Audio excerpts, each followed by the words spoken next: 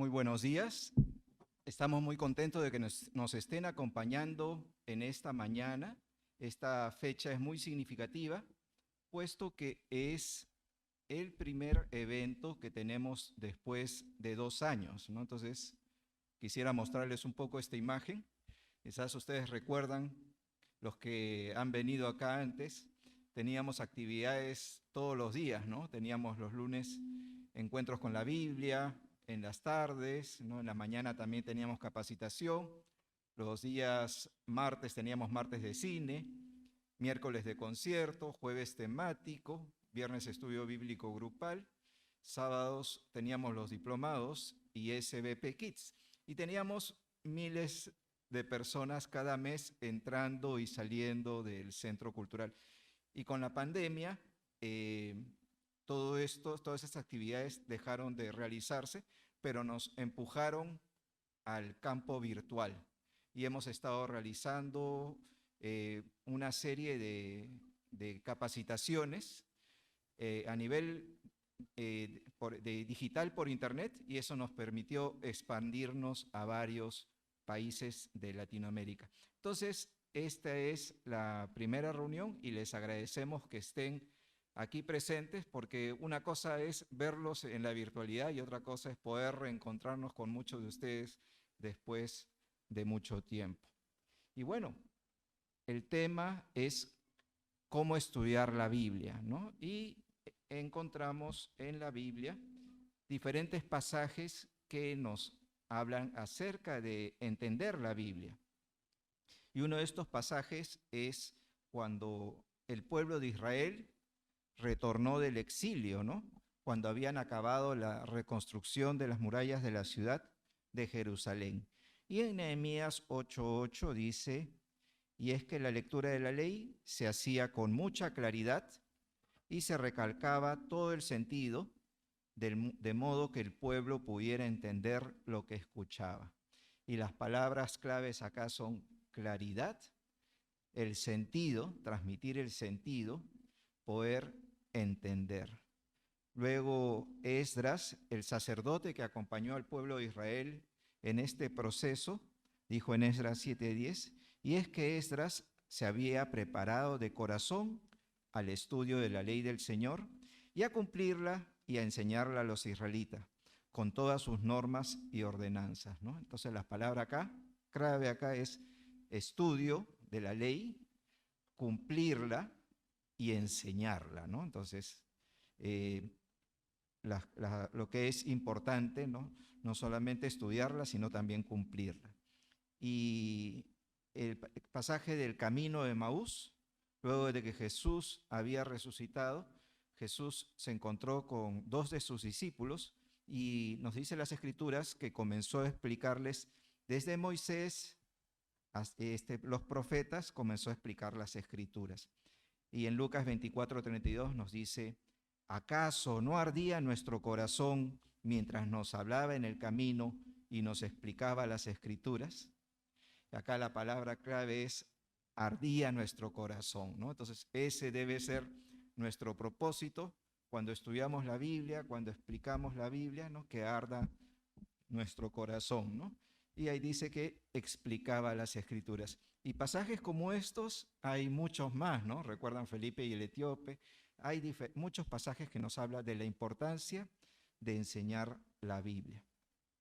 Y bueno, lo que nos une acá es la Biblia, la palabra de Dios. Nos une a los cristianos de diferentes denominaciones, inclusive confesiones cristianas. Nosotros venimos trabajando 18 años con la Comisión de Catequesis y Pastoral Bíblica de la Conferencia Episcopal Peruana de la Iglesia Católica, 18 años realizando talleres de ciencias bíblicas en los meses de septiembre. Y estamos en el contexto de pandemia, estamos en los rezagos, los expertos dicen que estamos en los rezagos de la pandemia, y para nosotros como Sociedad Bíblica hemos realizado una distribución histórica de Biblias, ¿no? Entonces, el año pasado hemos distribuido cerca de 500.000 de Biblias, solo la Sociedad Bíblica, sin las otras agencias bíblicas, librerías cristianas que hay en nuestro país. Entonces, casi 500.000, ¿no? Que era hemos crecido como cerca del 50% más de lo histórico. ¿Qué significa esto? Que las personas comenzaron a buscar refugio en Dios en este tiempo de dificultad. Y esta conferencia de cómo estudiar la Biblia va dirigido a todas esas personas que se han querido acercar a la palabra de Dios y que desean profundizar en su conocimiento. Y parte de la misión de la Sociedad Bíblica Peruana es la interacción con la Biblia, ¿no? Sabemos que nuestra misión es la traducción para poner la palabra de Dios en la lengua materna de las personas, las publicaciones en formatos atractivos para ellos, la distribución para que las personas puedan acceder a tener una Biblia, pero también la interacción. ¿Y qué cosa es la interacción? Es un proceso en el cual las personas conocen la Biblia, la estudian, la interiorizan y la aplican, ¿no? Entonces, ese es el propósito, que la Biblia produzca un impacto en la vida de las personas. Y hay personas que tienen 2, 3, 4 Biblias en casa, ¿no? Pero queremos que la Biblia impacte. En nuestra sociedad hemos crecido, ¿no? Se dice que la iglesia evangélica ha crecido del 15 al 17, ahora al 23%, pero sin embargo no vemos que haya una influencia en la sociedad, ¿no? Entonces eso se debería reflejar en una influencia en su ambiente de trabajo, en su familia y en el país, ¿no? Entonces vemos de que es necesario más de que haya una mayor influencia de toda la comunidad cristiana, que en realidad representa 95% del país, ¿no? Y estamos en la era digital, donde la Biblia es leída, escuchada y es vista también a través de los medios digitales. ¿En qué entorno estamos? Estamos en un entorno de analfabetismo bíblico, ¿no? Entonces, no sé si ustedes han escuchado la parte de analfabetismo funcional, ¿no? Hay personas que saben leer y escribir, pero no entienden lo que leen. Entonces, también sucede con la Biblia, ¿no? Hay personas que la leen, pero no entienden lo que leen, ¿no? ¿Y qué sucede? Que se ha dejado mucho en las iglesias lo que es la predicación expositiva, ¿no? Y lo que es la predicación expositiva es el análisis exhaustivo del texto, ¿no? Versículo por versículo. Sin embargo, hay muchos predicadores donde el centro es el predicador y saltan de un versículo a otro. Y también hay personas que cuando leen la Biblia también saltan de un versículo a otro. Había una historia que había escuchado, que una persona agarró y abrió su Biblia y la leyó, puso su dedo, ¿no? Y decía, y Judas fue y se ahorcó. Y le llamó la atención. Y agarró y volvió a abrir su Biblia y volvió a poner su dedo y decía, ve tú y haz lo mismo, ¿no? Entonces no es una forma como se debe leer la Biblia. Y se lee también la Biblia textos fuera de contexto, ¿no? Muchas veces dice un texto fuera de contexto, es para un pretexto, ¿no? Entonces, hay muchos que agarran el libro de Josué y dicen, harás prosperar tu camino y todo te saldrá bien. Serás prosperado en todas las cosas que emprendas, ¿no? Pero antes de este pasaje dice, nunca se apartará de tu boca este libro de la ley, sino que meditarás en él de día y de noche, ¿no? Entonces, ¿cuál es esta prosperidad? Esta prosperidad es estar en la presencia de Dios. Sin embargo, hay mucha gente que utiliza la Biblia para refrendar ciertas teologías. Una vez me encontré un pastor de una mega iglesia y él me decía que él no concebía que dentro de su iglesia hubieran pobres. Imagínense en nuestro país, en el contexto que vivimos latinoamericano, ¿no? Y bueno, también hay una lectura literalista, hay una lectura fundamentalista. Y acá algunos ejemplos, ¿no? Hay algunos que leen la Biblia en forma literal, no, dicen que así tiene que ser. Entonces, ¿qué pasa cuando le dicen, si tu mano te es ocasión de caer, córtatela? Mejor es que se pierda un miembro que se pierda tu alma, ¿no? Entonces, otro que dice que hollar serpientes y escorpiones, pisar serpientes y escorpiones y nada te pasará, ¿no?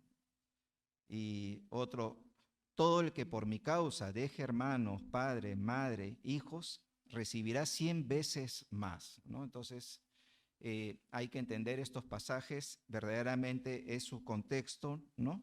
Y que una de estas situaciones se daban en que estaban en un contexto de persecución. Y es triste de que estas personas que leen la Biblia en forma literal, muchos de ellos en este tiempo de pandemia no se vacunaron, ¿no? Porque decían que Dios les iba a proteger, que no les iba a pasar nada, ¿no? Y hemos visto cuánta cantidad de gente ha fallecido y realmente si hay un país donde ha sido el más trágico de todo el mundo, ese ha sido nuestro país, el mayor índice de muertes por cada 100.000 habitantes. También hay aquellos que leen solo un versículo. Entonces eso lo vemos, ¿no? Entonces nosotros compartimos en las redes sociales un devocional cada día. Y la gente lo lee y lo comparte. Pero cuando compartimos un versículo, ¡pum!, se viraliza, ¿no? Miles allí, la gente lo comparte, pero es un versículo, ¿no? Entonces, como que la gente está acostumbrada al fast food, ¿no? Pero también con la Biblia. Entonces, un solo versículo, ¿no? Entonces, debemos leer más versículos, estudiar todo el pasaje de la Biblia, ¿no? Otro es la Biblia mutilada. Entonces yo les pregunto, ¿quiénes han ido el domingo a su iglesia? A ver, levanten la mano los que han ido el domingo a su iglesia. Todos han ido el domingo. ¿Quiénes han escuchado un mensaje del Antiguo Testamento predicado en su iglesia? De todos los que han estado acá. No, el domingo pasado, ¿no? Entonces en pocas iglesias se predica el Antiguo Testamento, los libros históricos, los libros proféticos, ¿no? Entonces, eso también, ¿no? Entonces son más ciertos pasajes los que se tocan en una congregación, ¿no? Y lo otro es la procrastinación, ¿no? Entonces lo que es procrastinar es dejar una tarea postergada, ¿no? Y estamos en la era del celular. Antes nos decían el pueblo del libro, ahora somos el pueblo del celular, ¿no? Entonces, ¿qué cosa es lo que tenemos en nuestra mesita de noche? Muchos, ¿no? O enchufado ahí al costado, es el celular, ¿no? Y también estamos en el tiempo del Netflix, del Internet, y mucha gente pasa muchas horas, pero ¿cuánto tiempo se dedica a analizar y estudiar la Biblia? Y otro también es la coyuntura, ¿no? Lima es tan grande y la gente se transporta para ir a su trabajo o a su centro de estudio 2 horas y al regresar a otras 2 horas son 4 horas al día y son horas que no nos permiten quizás dedicarlo al estudio de la Biblia.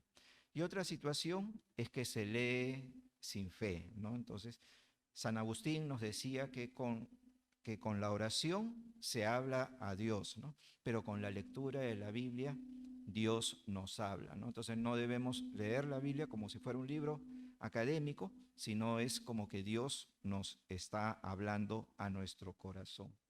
Y otra situación es la dicotomía de la vida, ¿no? Entonces hemos visto el crecimiento de la iglesia, ¿no? Pero también vemos que hay una dicotomía. Se dice que hay cristianos que los que entran el domingo a la iglesia, ¿no?, que se convierten cuando entran a la iglesia y se convierten cuando salen de la iglesia. Es decir, regresan a ser igual que antes, ¿no? Entonces hay esa dicotomía de vida, ¿no? Y lo que debe ver es la transformación, ¿no? ¿Y cómo leer la Biblia, ¿no? Entonces hay que analizar qué tipo de libro es, si es un libro histórico, es un libro narrativo, ¿no? Esto lo va a explicar mi compañero más adelante, ¿no? Si es poesía, si es una carta, a quién está dirigida esa carta, ¿no? Si es una comunidad, entonces si es a una persona como Filemón, ¿no? Si la carta es universal para toda la iglesia, ¿no?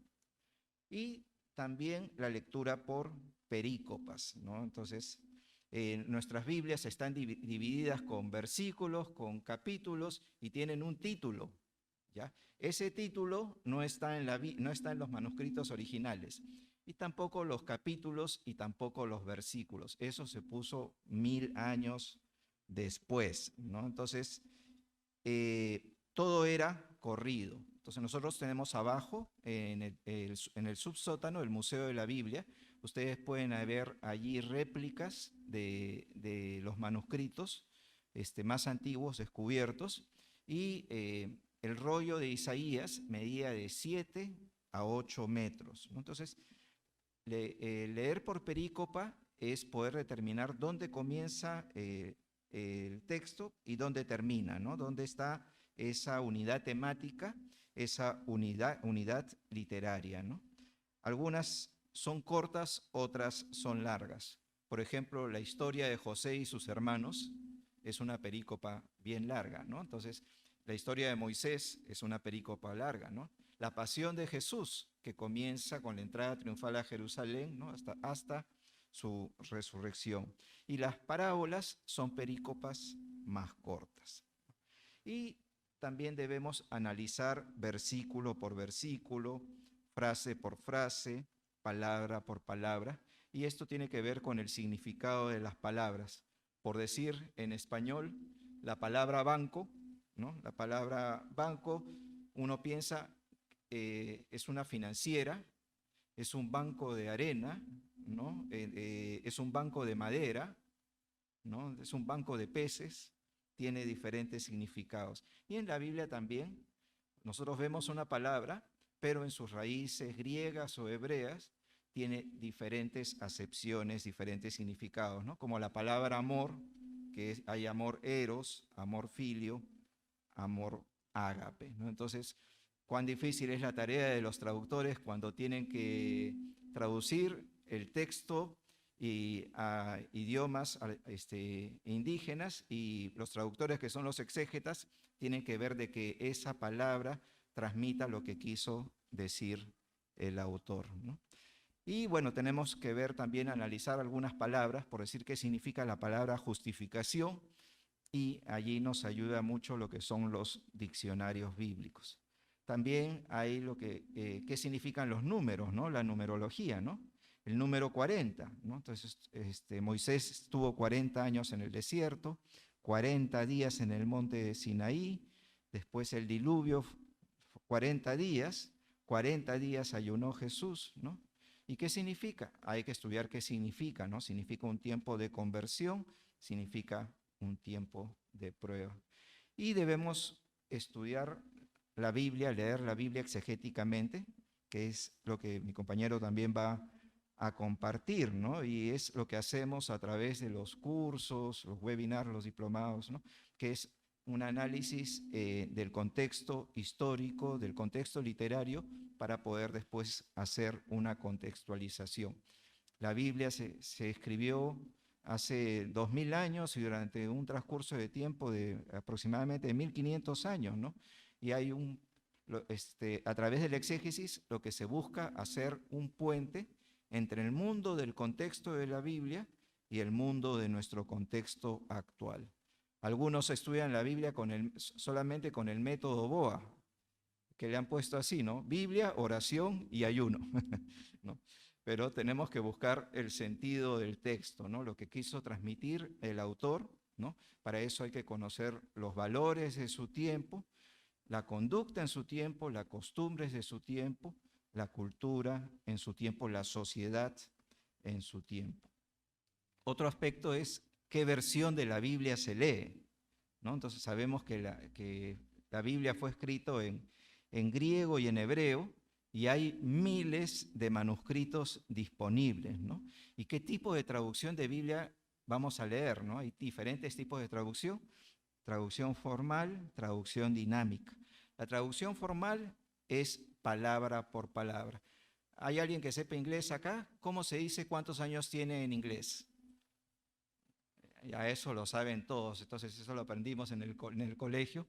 How old are you? Entonces, traduzcan palabra por palabra. ¿Cómo es palabra por palabra? ¿Cuántos años tienes en inglés?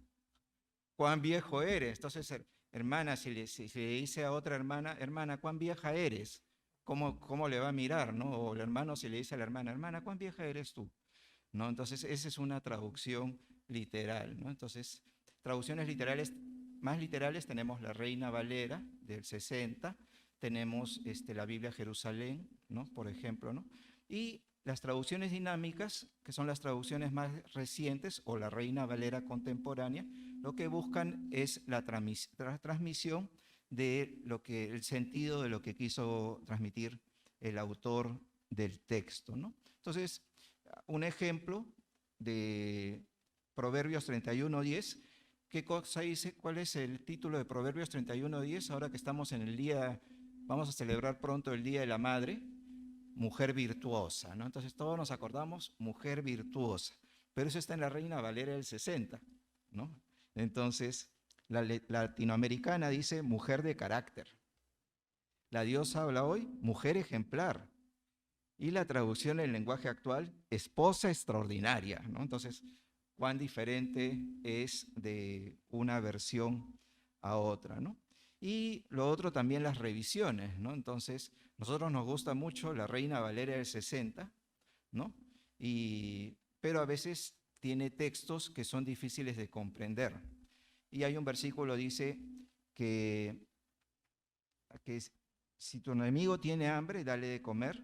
Si tu enemigo tiene sed, dale de beber.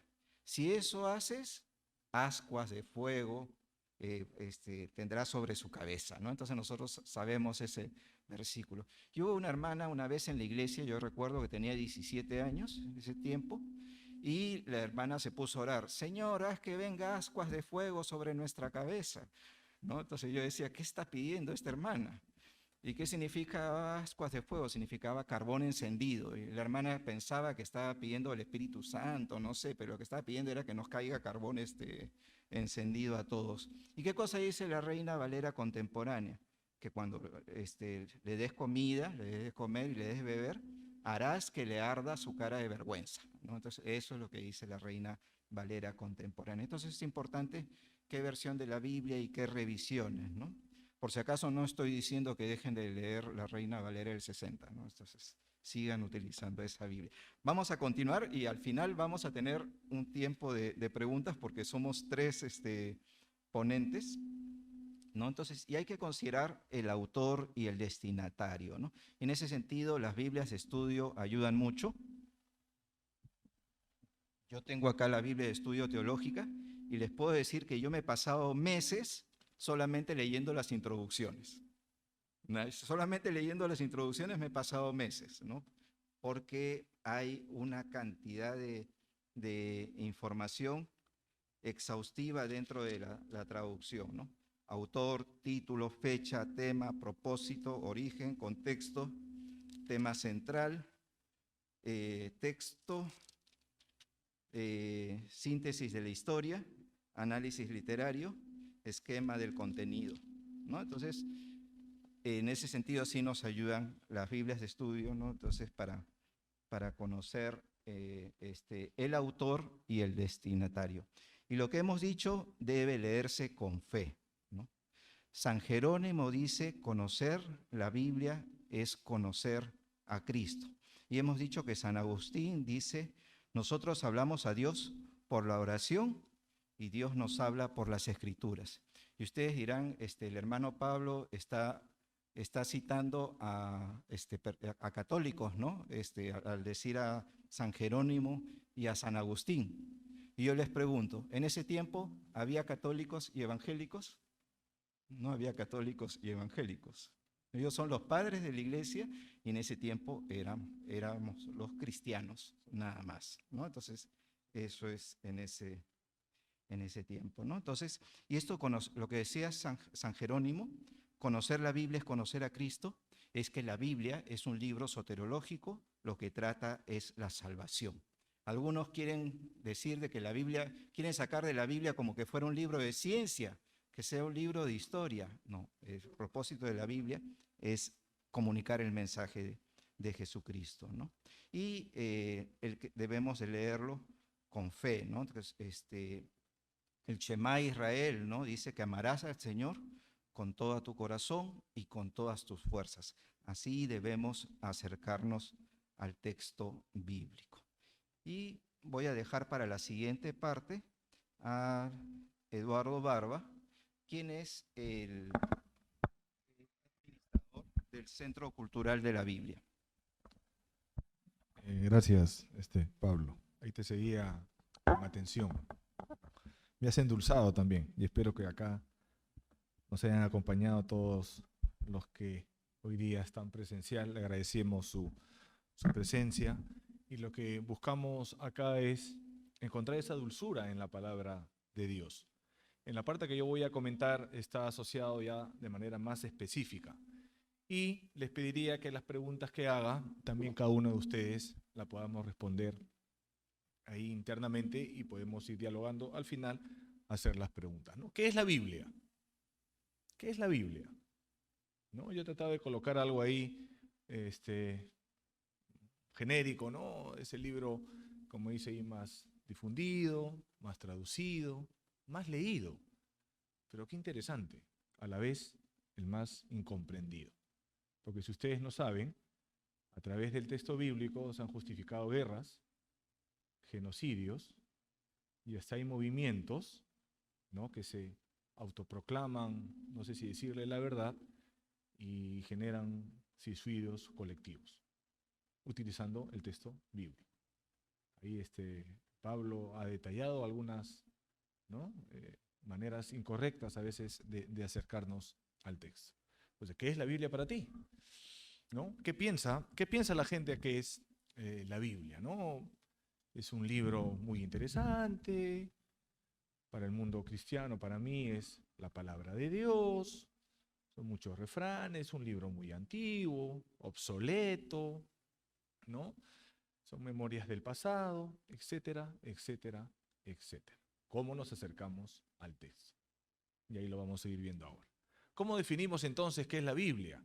Y acá sí les pediría, tenemos ahí la diapositiva también en los televisores, y podamos ahí entender lo que voy a tratar de explicar de manera clara y sencilla. ¿La Biblia qué cosa es? Es la palabra de Dios. ¿Pero qué más es? Es comunicada por inspiración a determinadas personas, ¿no?, que vienen a ser acá los autores, ¿verdad? Esta palabra, ¿cómo es comunicada? Para que usted y yo lo podamos entender. El lenguaje, ¿está claro? Porque creo que si Dios utilizaría su lenguaje divino, no entendemos, ¿verdad? Sí, hay que entenderlo de esa manera, porque a veces hay gente que tiene un poquito de temor, escuchar, no, es la palabra de Dios, ¿no? Y cuando le decimos es palabra de hombres, es porque Dios desciende hacia nosotros y se comunica con nosotros. Entonces la pregunta es, ¿cómo nos comunicamos los seres humanos? Ya pues, Dios utiliza ese medio. Más bien, Dios se solidariza con nosotros, dialoga con nosotros, en una manera que nosotros nos comunicamos. Y eso, ¿cómo comienza el tema de la comunicación? A través de la oralidad, y después viene el tema de los escritos, ¿no? Toda esta transmisión de la comunicación de manera inicial son el tema de las tradiciones orales. Son espacios en los cuales ha ido pasando de generación en generación. Ahí veo que la hermana me mueve la cabeza. A veces cuando hemos estado en esos lugares, ¿no?, que la abuelita nos contaba, ya, eso es. Y ahí Dios también nos va comunicando. ¿Me ayudas, Pablo? ¿Cómo acercarnos al texto bíblico? Ajá, este es importante. Pablo lo detalló de manera muy rápida. Yo quiero ser específico. Cuando te acerques a este libro, porque son varios libros, pareciera que es uno solo, pero en realidad es un compendio de varios libros, hagamos las siguientes preguntas, ¿no? Hay que entrar en su mundo. ¿Cómo piensan ellos? No cómo piensas tú, sino cómo piensan ellos. ¿En qué lugar está sucediendo lo que se está escribiendo? ¿Quién lo escribió? Lo escribió una persona, es cierto. Pero la pregunta ¿es de la élite o puede ser un campesino? ¿Ustedes han visto el tema de los profetas? Hay profetas que son campesinos. Y pregunto, ¿el de la élite tiene otro roce, ¿no? Como decirle que están en el tema del poder político, tienen otro roce, y la gente del campo tiene otro roce. Pregunto, ¿la manera de ver la vida y el mundo no cambia? Mientras que el que está seguro en la administración, ¿no?, depende de los impuestos, pero el que está en el campo, ¿de qué depende? Depende de Dios, depende de la lluvia. Porque si no hay lluvia, no hay cosecha. Y si no hay cosecha, no hay para comer. Y si no hay para comer, todos nos morimos. Y la pregunta que yo les hago, ¿y cuándo llueve? No para ustedes, sino para ellos. Ahora ya sabemos, hoy, conocemos las estaciones. En esa época no se conoce. Acá podemos decir, los de Lima, me acuerdo que hace unos 5 años creo que hubo una lluvia tan fuerte que decían ya se acerca el fin del mundo. Y por ahí vieron por ahí unos pequeños truenos, ¿se acuerdan? Y la gente estaba asustada. Váyanse a la selva, ese es el común de ellos. Y la pregunta, ¿en la selva llueve todos los días? Hay temporadas, ¿verdad? Eso lo sabemos hoy, pero ellos en su época no lo saben. Por eso que tienen que acercarse a los dioses para que caiga la lluvia. El día y la noche, ¿cómo lo interpretamos nosotros o cómo lo sabemos hoy? No, sabemos ya que gira la tierra, etcétera, que el sol está fijo. Pero en ese entorno no es así. Cuando está la luz, los dioses nos están visitando, dice. Y cuando cae la noche, los dioses nos dan la espalda. Así piensan ellos. Y cuando se levantan, ¿qué significa? ¿Saben eso? Yo les pregunto a ustedes por qué duermen? No, porque nosotros como seres humanos, ¿no?, tenemos que descansar, porque si no descansamos, así es nuestro organismo. Ya, eso es lo que usted sabe hoy. Pero en ese entorno no es así. Ellos cuando se van a dormir entienden el concepto de que mueren. Y cuando vuelven a abrir los ojos con la luz, es porque los dioses me visitaron y he resucitado. Así creen ellos. Entonces, cuando leamos ese salmo, cuando dice, ¿no?, qué hermosa es tu mañana, una nueva oportunidad que me estás dando, Dios, hay que entenderlo así. No, ahora yo me levanto, ya dejé en automático la terma, seguro la cafetera y ya está. Es normal, ¿no? Pero en ese entorno es diferente. Es una nueva oportunidad de vida que Dios me está dando caminando con Él. Así creen ellos. Por eso que viene ese impulso de salir adelante cada mañana. ¿Nos alegramos nosotros por eso? ¿Cómo nos acercamos al texto? Lo otro, ¿por qué se escriben tales libros? Hay experiencias de vida vividas. Una cosa es escribir antes de pandemia y otra cosa es escribir en plena pandemia. A ver, ayúdenme, eso está fresquito, ¿no? Junio, julio, agosto del 2020. Esto era terrible, pero justo ahora Pablo también está diciendo, ya dicen los expertos que esto pasó. Y ojalá que pase pronto, ¿no? Entonces, hay 3 momentos diferentes. Hay que entender los escritos, los mensajes, los discursos en tiempos diferentes. Lo mismo pasa con el texto bíblico. Una cosa es no estar en el exilio y todavía que los imperios de turno no estén avasallando a los pueblos. Ahí comienzan a aparecer los imperios de turno y comienzan a haber problemas, ¿no? Una cosa es que caiga primero el norte y el sur todavía no. Otra cosa es cuando vienen los babilónicos. El exilio es otro momento. Otro momento es post-exílico. Entonces, cuando leamos algunos profetas, algunos libros, hay que ubicarnos. Una cosa es estar en la libertad, otra cosa es estar cautivos y otra cosa es estar con libertad. Entonces, así hay que acercarnos. ¿Cómo estudiar el texto bíblico para poderle interpretarla bien? Hay que entender que esta palabra de Dios está plasmada en palabras de hombres. Y me ayudas, Pablo, para ir avanzando, porque ya me voy emocionando hablando mucho, ¿no? ¿Cómo hablamos nosotros, no? Repito, comenzamos por el tema de la oralidad y después está el tema de la escritura. Podemos bajar acá al Museo de la Biblia y ahí podrán ver algunas tablillas físicas. Les animo que entren al internet y estoy hablando un poquito de historia universal. Y cuando comienza la escritura, también es el otro medio en el cual los seres humanos nos comunicamos. Y ahí Dios también interviene, ¿no? Hay escritos, como bien dijo Pablo, que está en el hebreo, está el arameo y está el griego. Y de ahí vienen todas las traducciones para más adelante. El latín, bueno, el alemán con Lutero, la Biblia del Oso en castellano, la de inglés, y bueno, a la hora que han entrado, si se percatan por Alejandro Tirado 325, hay 5 vitrinas.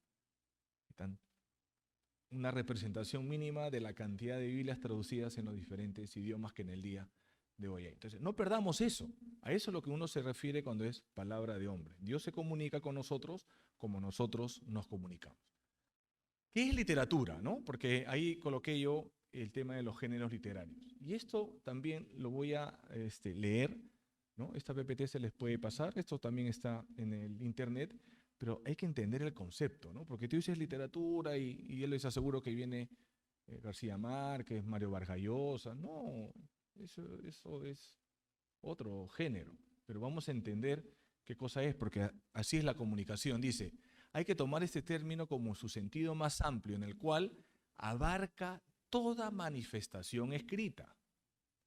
Abarca toda manifestación escrita. Y acá añado, no como aquellos cuyo mensaje crea imaginariamente su propia realidad, que ya vienen a ser estos escritores de manera particular. Literatura es toda manifestación, toda. Entonces, en esa toda manifestación, Dios nos acompaña, ¿no? ¿Qué es un género literario? Ya vamos a ver en el tema particular. Son procedimientos de expresión propia de los hombres. Eso es muy humano. Así nos comunicamos.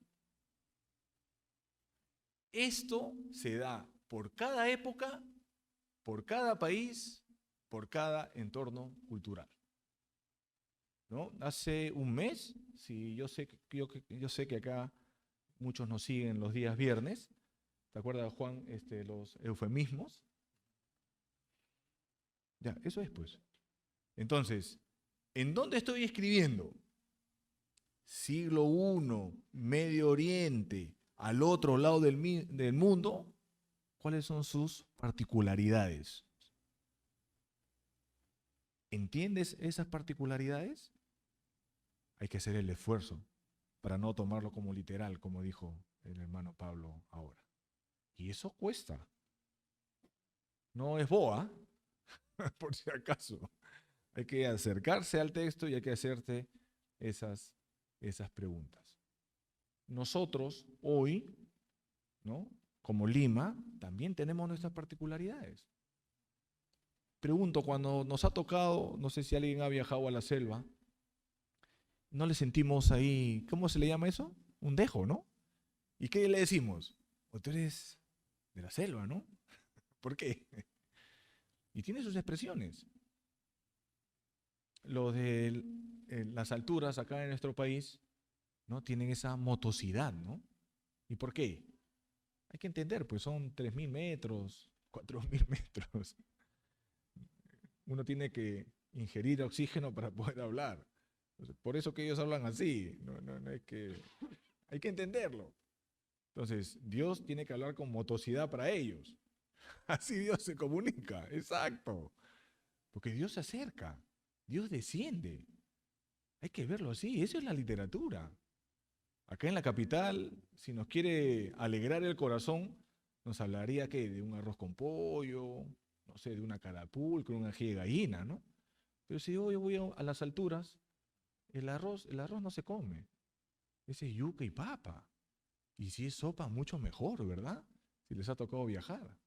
Y si vamos a la selva, no sé, los venaditos, creo que hay culebras, ¿no? ¿Verdad? A mí me ha tocado viajar por un trabajo anterior y yo comía y disfrutaba con ellos. Y ahí está Dios. Eso es lo que la tierra da. Ahí Dios desciende de esa manera. Entonces, para hacer las traducciones, como bien dijo el hermano Pablo, hay que entender esos espacios. ¿Cuántos géneros literarios hay? Eso lo pueden ver, y ahí los menciono. Hay historias, anécdotas, narraciones, crónicas, anales, himnos, credos, leyes, etcétera, etcétera y etcétera. No todos están estos en la Biblia. Estoy hablando como literatura, como cómo se comunican los hombres, ¿no? Hay una Biblia muy interesante, la Biblia del Peregrino, que se dice que muchos salmos están en poesía. A mí no me pregunten, ¿no? Habla hermano Eduardo en poesía, yo soy malo en eso. Pero cuando hacemos esas acciones, no nos comunicamos, no entendemos, ya, eso es. Eso es. Dios comunicándose para con nosotros. ¿Qué contiene la Biblia? A ver, hay dos grandes grupos, ¿no? Lo conocemos como Antiguo Testamento y como Nuevo Testamento. Yo les quiero proponer que tratemos de cambiar esos conceptos, porque a veces decimos antiguo, no, viejo, ya obsoleto, no, y este es nuevo, y esto sí es. Oye, pero ¿qué tan nuevo es? Porque son hace 21 siglos. Entonces este es viejo de viejos y este es viejo, si queremos calificarlo por los tiempos. No, no lo veamos así. Cambiemos el nombre para entenderlo. El Antiguo Testamento, llamémoslo como Primer Testamento, que es literatura judía. Y el Segundo Testamento es literatura cristiana. Ya entendimos lo que es literatura. ¿Ok? Entonces, de esa manera, creo que nos podemos acercar un poquito mejor. Yo puse ahí la traducción del hebreo de lo que es testamento, significa alianza, ¿no? El Primer Testamento, ¿de qué nos habla? De la alianza de Dios para con Abraham y para con su pueblo. ¿Y el Segundo Testamento, la alianza con quién es? La iglesia. Ahí está. Veámoslo así. Y seguro de esa manera nos vamos a acercar de manera más fresca al texto, ¿no? ¿Cómo poder comprender el texto bíblico? ¿No? Ya lo hemos hablado, el tema del contexto, familiarizarnos, hacer las preguntas, quién escribe, en qué momento, qué es lo que pasa, escribir antes de la caída del templo de Jerusalén, los escritos posteriores a la caída del templo de Jerusalén. Les di el ejemplo, ¿no? Escritos que pueden hacerse antes de pandemia, durante la pandemia y post-pandemia. Eso es muy humano y hay que entender los sentimientos, ¿no? Pablo ahorita acaba de decir algo bien interesante. En el tiempo de pandemia, la venta de las Biblias ha sido... Me toca trabajar acá y yo veo los números, yo soy el de las compras y me sorprendo. Pero pregunto, ¿eso siempre va a pasar? Hay que preguntarnos por qué. Y por eso como sociedad bíblica estamos entrando en una etapa de que la gente tiene que interactuar con el texto bíblico. La Biblia son historias de vida vividas. Repito, en la Biblia vamos a encontrar historias de vida vividas. El Dios de la Biblia, espero que se entienda lo que voy a decir, no se ha quedado en los cielos. Ha descendido y camina entre nosotros. Y esa expresión tangible, ¿en quién lo vimos? En Jesús. Y Él dice que está con nosotros hasta ayer. Entonces, ¿cómo vivimos? ¿Un Dios que solamente está arriba? ¿Un Dios que nos da la fuerza, la vitalidad día a día? ¿Y que creemos que está arriba? Está entre nosotros. Y se comunica a través de nosotros. Se comunica a través del texto. Y se seguirá comunicando, porque el amor de Dios es así. La máxima expresión de la creación de Dios, ¿quién es? El ser humano. Y ese es el plan objetivo de que el ser humano tenga vida plena. La siguiente, Pablo, y vamos terminando porque quiero terminar con un ejercicio. Esto es un poquito, he tratado está muy explícito, eso lo pueden buscar en algunos libros y también Biblias de estudio, digamos, en qué momento se escribieron los textos. No crean que comenzó a las 8 de la mañana el escritor, comenzó en Génesis y terminó en Apocalipsis. Eso no sucede. Si tendríamos acá, si yo a mi derecha lo tengo a Juan Chan, si yo lo tuviera el escritor del Apocalipsis, yo le preguntaría, hermano, tú estabas escribiendo y tú pensabas que este libro lo iban a poner al final de toda esta cantidad de libros. Él diría, él diría, ¿de qué estás hablando, no? Lo tengo a Juan Chan a mi derecha, pero si lo tuviera Pablo de Tarso, Pablito, ¿tú creerías que esas cartas que exhortabas, animabas, mañana más tarde? Él diría, no. Yo le he escrito a los complicados de Corintios, a esos que no están viviendo conforme a lo que Jesús nos ha enseñado. Eso de Tesalónica, que se echan ahí, no, ya, el Señor ya no viene, ya, desanimados. Pablo ahí no sé, los sacude, no, hermano, ¿qué pasa? No sé. El tema de los romanos, pues, le está explicando le está escribiendo a la capital del imperio de turno. Hay que entenderlo así.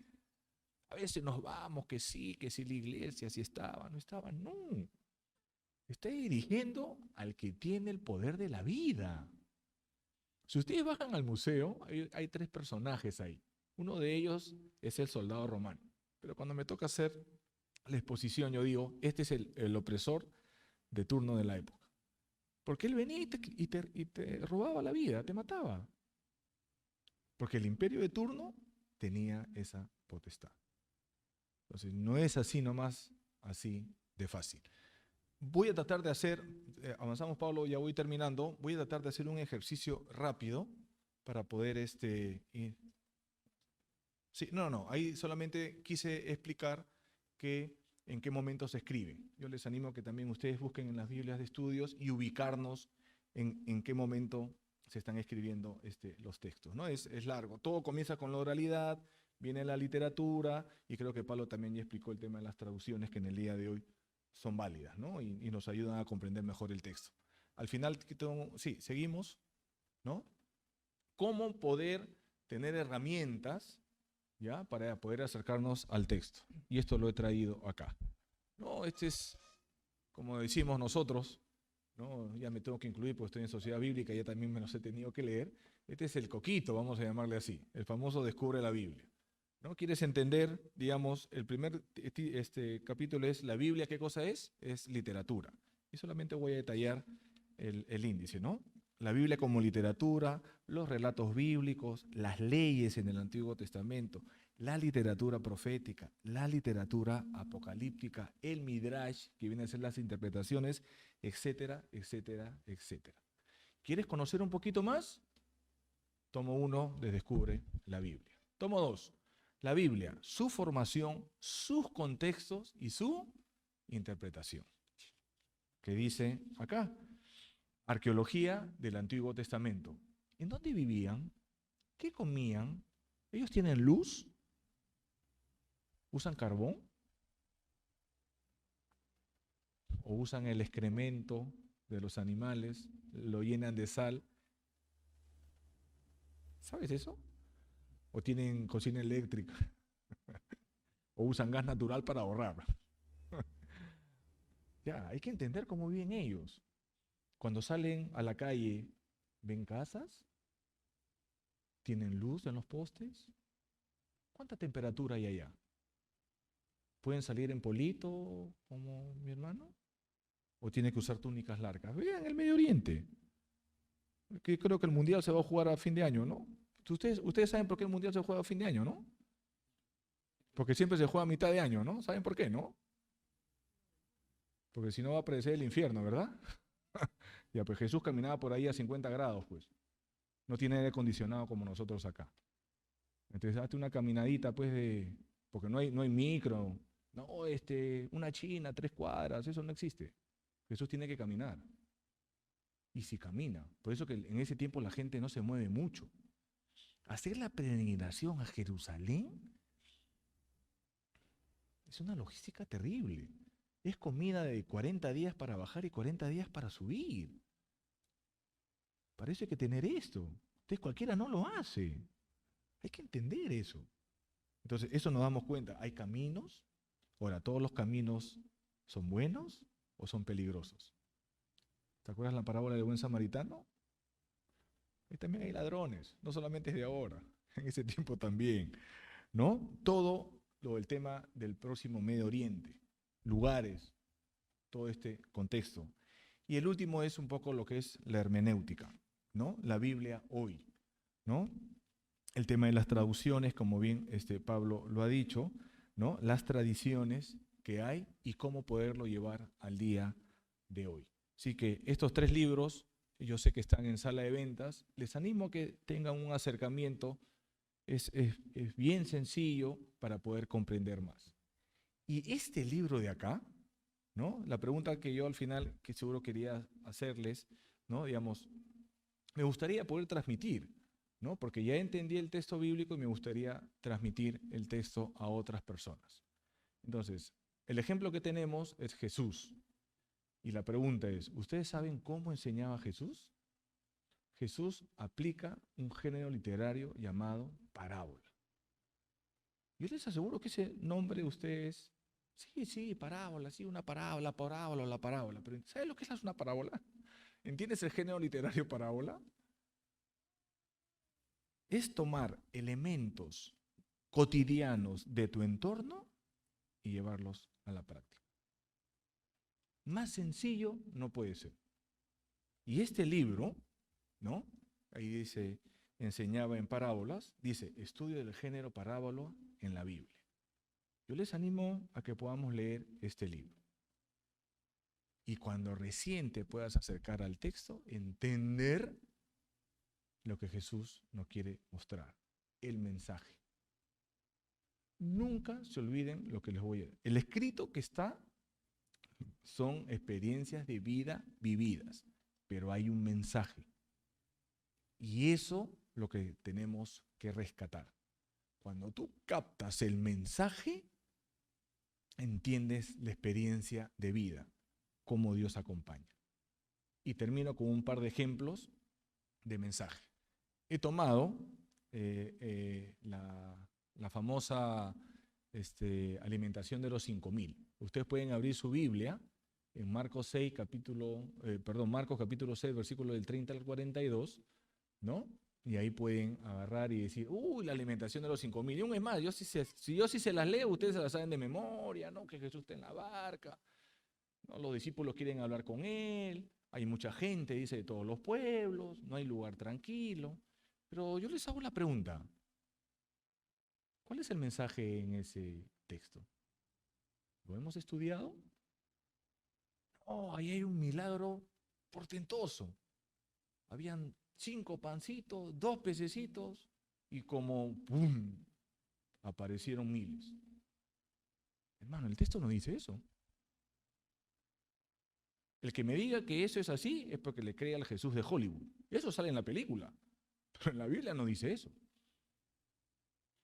Hay que hacer una lectura, como bien dice Pablo, por perícopa. Hay que marcar el inicio y el fin de esta escena y poder detallar cuál es el mensaje. Acá hay un método que es el método estructural concéntrico. ¿Qué dice el método? Que el mensaje está al centro. Y en este caso es lo que está en rojo. Ahí ya está desarrollado. Esto hay que irlo leyendo poco a poco, hay que entender los sinónimos, lo contrario que hay entre cada extremo. Pero en este texto dice ahí, en la X, que vendría a ser lo que está resaltado en ojo, este es el mensaje. Dice que hay que ser solidarios y hay que tener una iniciativa para con el hambre. ¿Por qué ese es el mensaje? Recuerden el texto. Dice los discípulos, dice que Jesús tiene compasión de la gente. Y los discípulos ¿tienen compasión? No tienen nada de compasión, porque ¿qué cosa dicen? Jesús, despídelos. No hay para comer. Y Jesús le dice, denle ustedes. Y voy a utilizar una palabra media coloquial, ¿no? Oye, Jesús, no has almorzado, ¿no? Porque estás medio... Les dice, oye, para comprar alimento para toda esta gente es el salario de todo un año. A ver, vamos a llevarlo al día de hoy. Creo que hoy día el sueldo mínimo está en 1,000 soles, creo, ¿no? Ya, 1,000 soles por 365. ¿Cuánta plata es? Hermano, ¿de dónde va a sacar usted plata? ¿Que tiene que juntar o...? Ay, ¿qué pasa, Jesús? Ubícate, hermano, dirían. No hay. Entonces dice, ¿qué tienes? Ajá. ahí viene. ¿Qué tienes? ¿Se acuerdan? 5. ¿Cuánto suma? Pregunto, ¿saben lo que significa el 7 para ellos? Porque eso es lo que hay que entender. No es un número tangible, es lo que le está diciendo. A ver, ¿qué tienen? Dice que Jesús está enseñando. Ahora yo les voy a enseñar de manera práctica. Y todo lo que le estoy diciendo está en el texto. ¿Qué dice que hace Jesús? La Biblia dice que Él hace una oración, así como usted y yo podemos orar por los alimentos, es una oración rabínica, y ahí viene lo extraordinario del milagro. Dice que toma el pan, ¿qué hace? Lo parte y lo reparte. ¿A quién? A los discípulos. ¿Y los discípulos qué hacen? Lo parten y lo reparten ¿a quién? A la gente. ¿Y qué hace la gente? Replica. Parten y reparten. ¿Qué significa eso? Eso se llama compartir. Y eso es lo que dice ahí. No es que no haya comida. Hay comida plena. 7. Pareciera poco, pero lo poco que cada uno puede tener, o lo mucho que cada uno puede tener, si tú compartes en este nuevo gobierno, que es el reino de Dios, ¿y de dónde saco el término nuevo gobierno? Porque son 12 cestas, 12 es gobierno para ellos. ¿Qué cosa dice? No habrá hambre.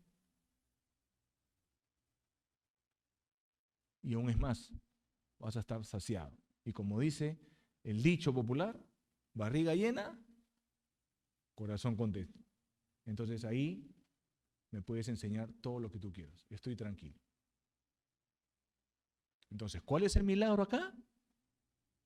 Que el Espíritu de Dios me tiene que mover a mí a una iniciativa contra el hambre. ¿Hay comida? Hay comida.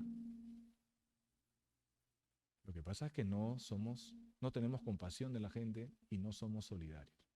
Pero hermano, tengo 1 sol, o 2 soles, o 3 soles, o 5 soles. Juntemos de sol en sol. Podemos llegar seguro a 100, 200, 300. Y les aseguro que vayan a estos mercados populares y tranquilamente podemos hacer una olla común. ¿Le creemos al Jesús de la Biblia? ¿O le creemos al Jesús de las películas que hace algo? ¿Somos solidarios? ¿Entendemos el mensaje? ¿Cómo nos acercamos al texto? ¿O nos acercamos ya con nuestros prejuicios? Eso es iniciativa, es el Espíritu de Dios moviéndonos a cada uno de nosotros para accionar. Jesús nos invita a eso, a llevar a la acción. Y termino. El mismo, ¿me ayudas, Pablo? Bueno, Pablo me dice, sí, a ver, el método concéntrico, ¿qué significa? Que los extremos se van comunicando y en el centro está el mensaje, lo importante, ¿no? Entonces, ahí yo he colocado los versículos, yo les animo a que podamos leer. Sí, entonces, en el A, ¿no? Los versículos, si leemos del 30 al 33, ¿no? Yo coloco ahí que está Jesús, están los discípulos y hay mucha gente. Pero ¿qué pasa con ellos? Hay necesidad de hambre y de descanso, ¿no? Están por aquí y por allá. En el A', que ya viene a ser el desenlace, sigue estando Jesús, los discípulos, la gente, pero ¿qué cosa hay? Abundancia de comida y descanso. ¿Ven cómo cambia? En el B es mucha gente y hay desorientación porque no se les enseña. En el B' es hay mucha gente, pero se les orienta y se les enseña a la acción práctica. ¿Qué cosa es? Compartir. En el bloque C es mucha gente y hay escasez, y en el C' es mucha gente, escuchen lo que digo, comida completa, 5 panes y 2 peces, 7. Sí hay. ¿Y el centro qué cosa es? Ser solidario. Eso, tienes que tener tú la iniciativa. Jesús te invita a ti y a mí a tener esa iniciativa de ser solidario para con tu prójimo. Porque el texto dice que son todos los pueblos, ¿ah? No es que solamente ellos, no, dice de todos los pueblos venía. Y acá estamos representados todos. Y en el que sigue, el tema narrativo que también Pablo lo va a detallar, ¿no? También nos podemos acercar en el mismo texto ya como una narración, ¿no? Como una escena completa. Pero para eso hay que ver quiénes son los personajes, ¿no? En esa perícopa, ¿no? Tenemos a Jesús como personaje principal, están los apóstoles y las gentes como secundarios. ¿En dónde se dio esta escena? Al lado del lago, ¿ah? No es el mar de Galilea, ¿ya? Es el lago de Galilea, ¿no? Porque el mar es muy diferente a lo que tenemos nosotros acá, ¿no? ¿Cuál es la trama? ¿Cuál es lo que va a pasar? Es que no hay enseñanza, la gente no se le ha enseñado a compartir, ¿no? No hay comida y no hay solidaridad, ¿no? El narrador, bueno, es un tema técnico que es diegético porque no interviene. No es como, ¿se acuerdan estos pasajes de Hechos con Lucas? Que el escritor interviene, ¿no? En este caso no interviene, ¿no? Este método se divide, le llamamos el sistema quinario de 5, ¿no? Situación inicial, ¿no? Está el nudo, o la acción transformadora, que es lo que tenemos que hacer, el desenlace y al final la situación final, ¿no? ¿Cómo comienza? ¿No? Hay que mostrar el tema de la situación, ¿no? Hay escasez, hay hambre, no hay enseñanza, ¿no? ¿Cómo termina? ¿Se acuerdan? Abundancia, regocijo, alegría. ¿Cuál es la trama? Oh, hermano, no hay comida, hay mucha gente, despídela. Es imposible lo que tú quieres hacer. Y Jesús nos lo hace posible. ¿En cuál? En la acción transformadora. ¿Cuál es la acción transformadora? Compartir. ¿Cuál es la acción transformadora?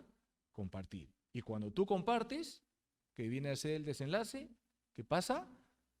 No falta comida. Todos comen. Hay abundancia. Creámosle a Jesús. De esa manera Dios se nos acerca. Y se acerca a través del otro a ser solidarios, a compartir. Depende de cada uno de nosotros. Espero haber aportado de cómo nos podemos acercar al texto. Pablo habló de manera general y ahora le va a tocar creo que Pablo continúa y le va a tocar a Juan para el tema del recurso. Ya. Así que muchas gracias y sigamos. Bueno, vamos a seguir con la parte práctica. Entonces hemos querido de que esta conferencia sea no tanto teórica, sino más práctica, para que ustedes puedan hacer después su análisis del texto bíblico, ¿no? Y hemos hablado del análisis narrativo y aquí hemos hablado del esquema y tienen que hacerse estas preguntas, ¿no? Entonces, conocer el marco, ¿no? Están las preguntas, focalización, la trama y el desenlace, que es lo que ya nos ha hablado nuestro hermano Eduardo Barba. Pero entender de que la Biblia, el 70% de la Biblia es narración. Hablamos de la narrativa bíblica, ¿no? Y uno piensa de que la Biblia es un texto de normas, de mandatos. No, 70% de la Biblia son historias, ¿no? Y quizás por esto de que son narraciones es que el Evangelio se difundió por el mundo de aquel entonces, que era Europa, ¿no? Entonces, ¿qué cosa eran las narraciones? Eran el contar las historias de la Biblia, de los grandes héroes de la fe, en un contexto en el cual no había Netflix, no había celular, no había televisión, y todos se reunían en casa a escuchar las historias bíblicas, ¿no? Entonces, qué interesante, y tenemos que hacer eso es nuestra misión como sociedad bíblica, cómo hacer atractivo el texto bíblico. Y empezamos con el marco, ¿no? ¿Cuál es la situación inicial? ¿Cuál es el contexto social, político y religioso, ¿no? Entonces, cuando uno entra a un teatro, ¿qué sucede, no? Los que han ido al teatro están expectantes. Cuando se abre el telón, comienzan a mirar todo el escenario y ven cada detalle de la escenografía, ¿no? Entonces, hay que conocer, hemos dicho, el sistema político, social, religioso, ¿no? Los valores y las costumbres en los tiempos bíblicos las relaciones sociales. Ponemos otro ejemplo acá, ¿no? Analicemos los huacos pre-inca, ¿no? Los huacos mochica, ¿no? Entonces, ahora si uno se pone a pensar de los huacos de la cultura mochica, ¿qué es lo que se le viene a la mente, ¿no? El huaco que puso un alcalde ahí en Trujillo, ¿no? Que lo han visto, ¿no? ¿Y ustedes saben qué porcentaje son ese tipo de huacos, que le llaman los huacos eróticos? No son ni el 5% de todos los huacos. Sin embargo, se ha quedado como que eso fuera lo que transmitían los mochicas, ¿no? ¿A qué voy con esto? Es que estos huacos transmitían lo que es la pesca, transmitían lo que es la agricultura, transmitían lo que es la religión. ¿Y en qué contexto estaban allí en el norte? ¿No? Estaban en el contexto del fenómeno del niño. Y lo que ese huaco transmitía era la fertilidad. Y era en un contexto donde tenían muchos problemas, creo que hasta incluso desaparecieron por la situación del fenómeno del niño de la agricultura, y tenía que ver con la fertilidad de la tierra, ¿no? Y no con lo que nosotros nos significamos de que nuestros antepasados eran, ¿cómo se podría decir? Tenían muchas cualidades físicas, ¿no? Entonces ese no era el mensaje en su tiempo. Pero hay que analizar también los huacos en cuanto a su diseño, a su forma, a sus dibujos, a sus colores, ¿no? Entonces, todo esto también para pensar en cómo es que nosotros tenemos que acercarnos al texto bíblico, ¿no? Y nosotros encontramos en los pasajes bíblicos el marco, ¿no? Por decir, el encuentro de Jesús con la mujer samaritana. Jesús vino a la ciudad, ¿no?, de Samaria, se sentó junto al pozo, estaba cansado, era la hora sexta, vio a la mujer y le pidió agua. Y la mujer le dice: ¿cómo tú que me pides a mí, que soy mujer samaritana? ¿No? Entonces, esto es para conocer el marco, ¿no? Entonces, y para conocer también el contexto, sabemos que los samaritanos eran considerados racialmente impuros y que la mujer era considerada poco menos de un objeto, ¿no? Otro ejemplo de marco, ¿no?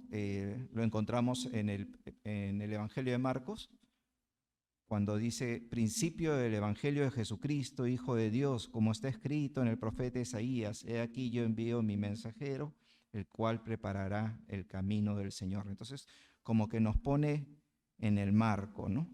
En Deuteronomio, también en el Antiguo Testamento, 26:5, Moisés dice: mis antepasados pertenecieron a un grupo de arameos que no tenían ningún lugar fijo para vivir. Se fueron a vivir a Egipto y ahí llegaron a ser un pueblo muy grande y poderoso, ¿no? Entonces, primer punto, conocer el marco. Segundo punto, la focalización, que ya se nos ha hablado, que tiene que ver con los personajes. Entonces, cuando uno entra al teatro, se enfoca la luz en el personaje que habla. De ahí otro personaje habla, se le enfoca la luz, ¿no? Lo mismo sucede en los pasajes bíblicos, ¿no? Entonces, ¿quiénes son los personajes? ¿Cuál es el personaje principal? ¿Y cuáles son los personajes secundarios? En Hechos 10:1 tenemos a Cornelio y se dice: había en Cesarea un hombre llamado Cornelio, centurión de la compañía llamada la Italiana, piadoso, temeroso de Dios con toda su casa, y que hacía muchas limosnas al pueblo y amaba a Dios. O el pasaje de Nicodemo: había un hombre de los fariseos que se llamaba Nicodemo, un principal entre los judíos, que vino a Jesús de noche, ¿no? Entonces, ahí está la focalización. Y luego, Eduardo nos ha hablado de la trama, de qué se trata la historia, cuál es la estructura, cuál es el problema por resolver, ¿no? Y nos ha hablado de la multiplicación de los panes, ¿no? Entonces la trama, ¿no? Estaban en un lugar desierto, lejos del pueblo, caía la noche, no tenían que comer, ¿no? Entonces esa era la situación, ¿no? Y luego viene el desenlace. ¿Cuál es el clímax de la historia? ¿Cuál es la idea final del autor? ¿Cuál es la acción transformadora, ¿no? Entonces hemos visto el marco, segundo, la focalización, tercero, la trama, y por último, el desenlace, ¿no? El desenlace, ¿no? Ya hemos visto cuál es la acción transformadora. Entonces, es el cierre de la historia, no es la trama que se tiene que resolver, es la idea final, ¿no? Ahora están de moda las series en Netflix, temporada 1, temporada 2, ¿no? Y al final llega al capítulo final, ¿no? Entonces, eso es lo que hemos visto, y en el pasaje de la multiplicación de los panes, el desenlace es la solidaridad de Jesús, la compasión de Jesús, ¿no? Y luego de que ya hacemos el análisis narrativo, ¿no? De conocer el marco, la focalización, la trama y el desenlace, podemos hacer la contextualización, que es la hermenéutica. ¿Qué aprendemos del texto para hoy? ¿Cuál es el mensaje para mí, mi familia, mi iglesia, mi comunidad, ¿no? Entonces, eso es, ¿no? Y aquí les he puesto un pasaje que es conocido como ejemplo, que es Jeremías 29. Allí el marco sería cuando empieza: yo, el Dios de Israel, a todos los que llevé a Babilonia, ¿no? En la Reina Valera dice a todos los de la cautividad, ¿no? Entonces era a quienes se habían llevado cautivos. Ese es el marco, ¿no? El contexto que Nabucodonosor llevó cautivo a los ciudadanos, el exilio judío, Babilonia del 586 al 597, ¿no? El mismo texto en Jeremías nos dice que todo el país quedará convertido en ruinas, ¿no? El templo fue destruido, y nosotros sabemos lo importante que era para ellos el templo, lo que significaba para ellos, que era la presencia de Dios, ¿no? Entonces, la focalización en el pueblo de Israel, ¿no? Estaban en una situación de sentimientos de temor, incertidumbre, dolor, tristeza, ¿no? Estaban en tiempos de pobreza, enfermedad, los peores tiempos de su historia. ¿Y qué cosa les dice el Señor allí? ¿No? Les dice que construyan casas, que vivan en ellas, cultiven sus granjas, cásense, ¿no?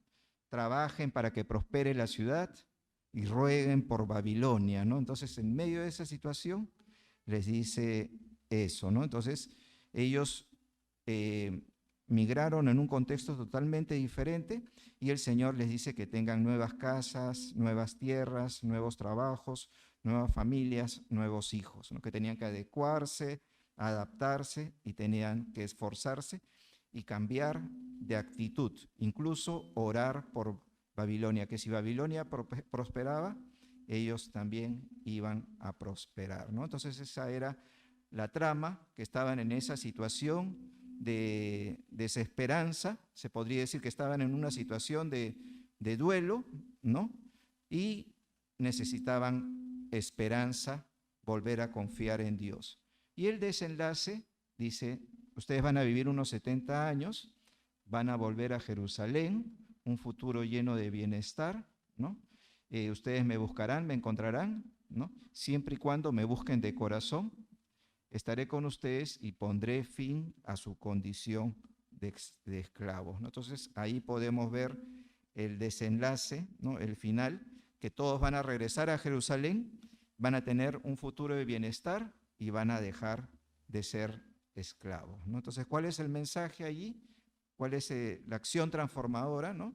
Es la fidelidad de Dios, ¿no? Y es un mensaje que siempre hemos visto a lo largo de la Biblia, pero ahí siempre dice allí: cuando me busquen de todo corazón, ¿no? Entonces allí también va unido ese mensaje, pero también las personas tienen que buscar de todo corazón.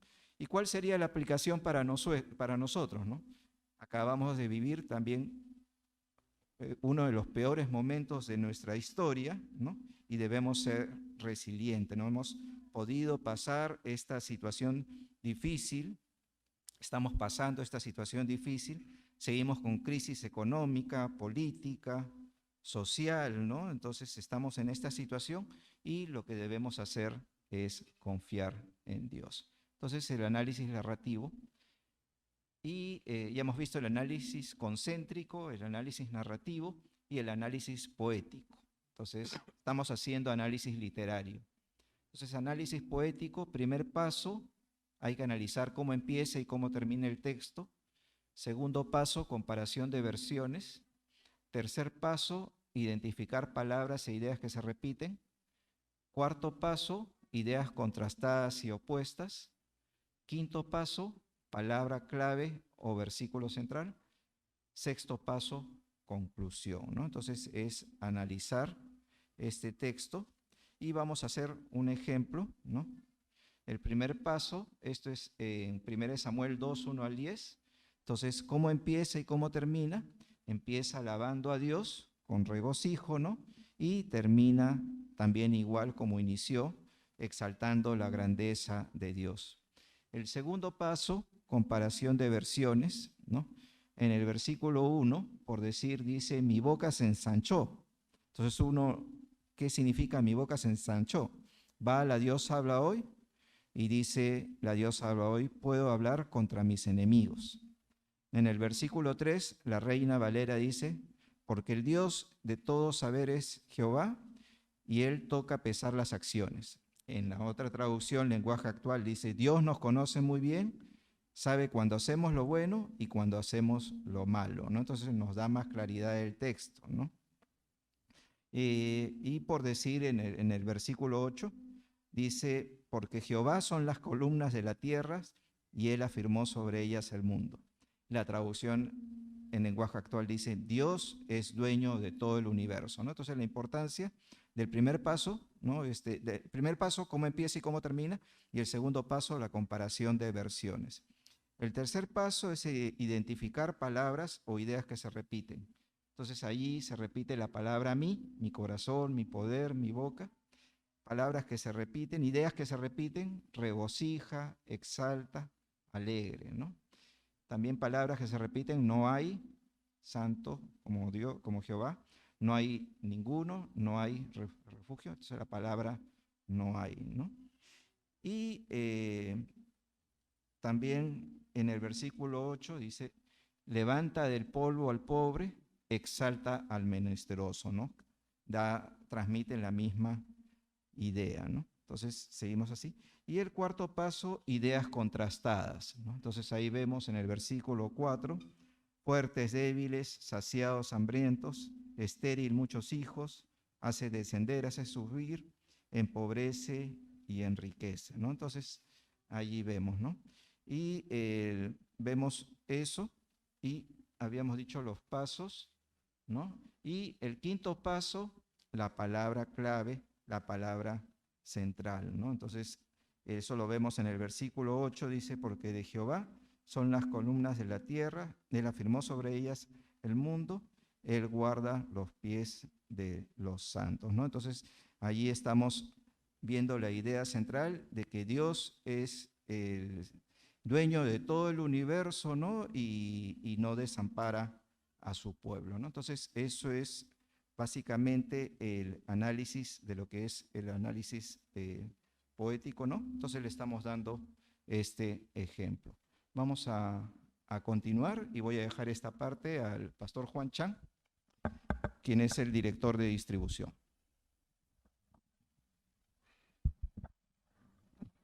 Bien, muchas gracias. Muy buenas tardes. Ya creo todavía no. A ver. Todavía no. Bueno. Bien.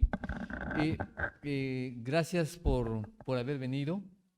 Esperamos que este tiempo sea un tiempo de mucha bendición para cada uno de nosotros. Quería hacer una consulta. ¿Cuántos de los que están aquí presentes predican? Detrás están en un púlpito y predican. Levanten su mano, por favor. ¿Cuántos predican? ¿Ninguno? Bien, bajamos un poquito entonces. ¿Ninguno predica, estoy seguro? ¿Estamos seguros? ¿Ninguno ha estado en un púlpito y no? ¿Cuántos enseñan? ¿Cuántos enseñan una clase de escuela dominical o están como maestros?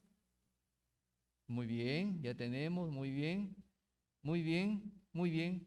Bien, entonces las demás personas por lo menos leen su Biblia y sacan un estudio, realizan un estudio y lo comparten, ¿no es cierto? Bien, muy bien.